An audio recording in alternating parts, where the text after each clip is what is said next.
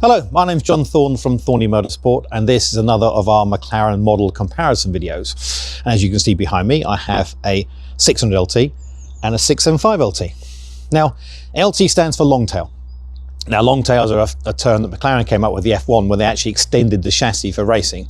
So neither of these chassis are any different from the standard models they're based on, but LT is a nice little brand, so it sounds pretty cool. Other than that, the two cars represent a different period of time for McLaren and a different development process, even though they're both LT models. So comparing them together is reasonable because of their model name, but that's probably all it is till there's some numbers. 675 LT is the enhanced version of the 650S. But back when this was done, 10 years ago now, McLaren had loads of money. They had piles of cash, and they developed the 675 LT quite significantly, to the extent that a lot of the parts underneath are very different. Upper arms, bushes, lower arms, all kinds of things different. They run the same engine and gearbox as the 650, but they have different software for both. There are different intakes, there are slight different changes in the engine, gearbox is the same, ratios the same, chassis is the same. Bodywork is obviously quite significantly changed with different examples in terms of the bodywork side of it. And in my opinion, the 675 LT represents probably the best LT model in terms of overall with cost and value analysis there. The downside to the 675 LT is that I don't own one because they have a risk to me in terms of running costs. All those wonderful parts which McLaren have developed, quite significantly so, are significantly more expensive. I'm talking 3 or 4 times more expensive. Arms, for example, are £3,500, not £1,000. So, and there are different options, there are different bushes available, so it's not quite as bad as that, but it's always frightened me in terms of some of the specific parts underneath were a concern if you need parts. And it's also the car that we look after about 20 or 30 of them, and it's always example on waiting for a part. I could wait weeks for it, and it always concerned me. That's not disastrous. Does it stop me owning one? Yeah, but also the fact they're quite expensive for what they are, but they are by far and away the best track car, in my opinion, that McLaren have made, and that includes the 765 LT. Really, because 765 LT is much faster, it's also much more expensive.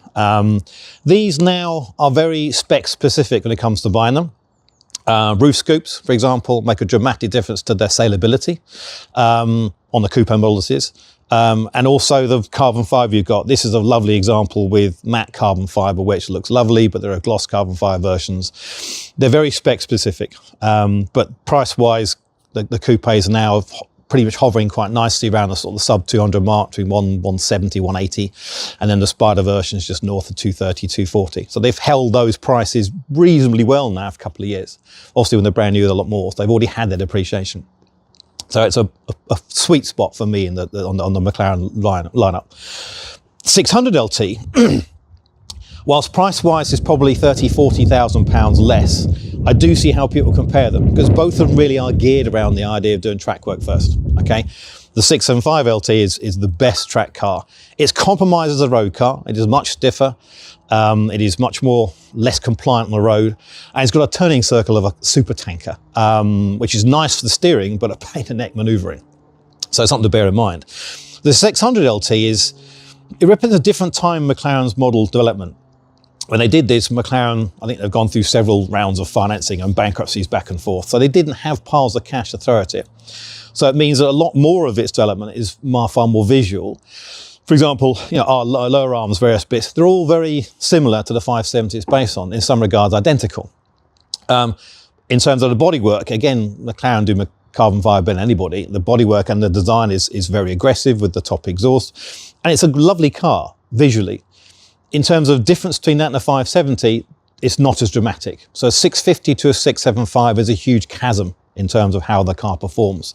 A 570 to a 600, there's an enhancement for sure, but it's not as dramatic a difference between the two because the development on this car was more of a limited nature rather than the 675. That being said, it's probably the most aggressive looking McLaren they've made as a standard car. It's very hard to ignore the top deck exhaust at the back and some of the visual side of it, and they're great to drive. However, and this is where the LT models make me interested in people buy them, they lose all their sound insulation. They lose a lot of their comfort features that are a daily road car you want from it. So 600 can be a bit more tiring to drive, frankly.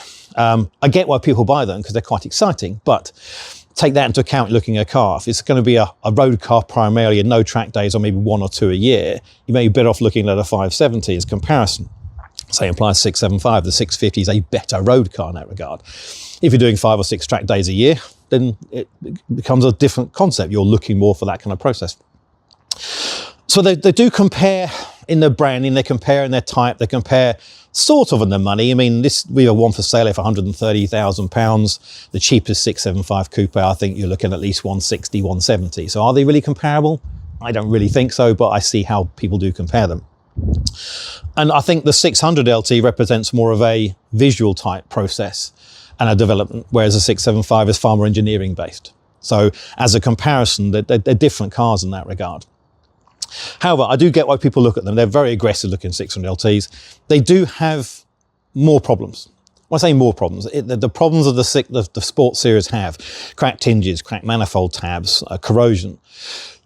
The 600 seems to absorb all of those. Okay, so they have all the issues that a 570 would get, which is good if you know about it. They can be resolved under warranty. The paint obviously is 5-year warranty, so most 600s should still be covered.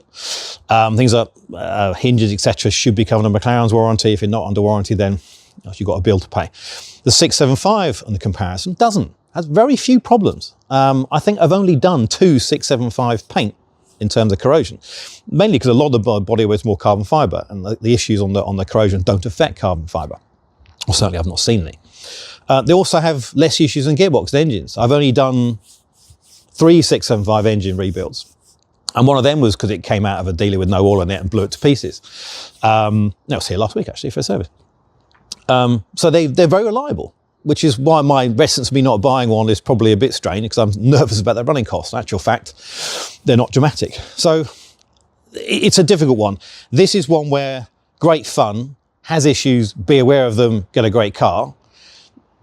Great fun, holding money reasonably well, not big running costs, but potentially big running costs. So for example, if you have a heavy track day car and all the bushes are gone, all round, which is unheard of, frankly, but let's say you do quite a lot of them, to replace all the arms, assuming you don't go replace some bushes, it's 30 grand.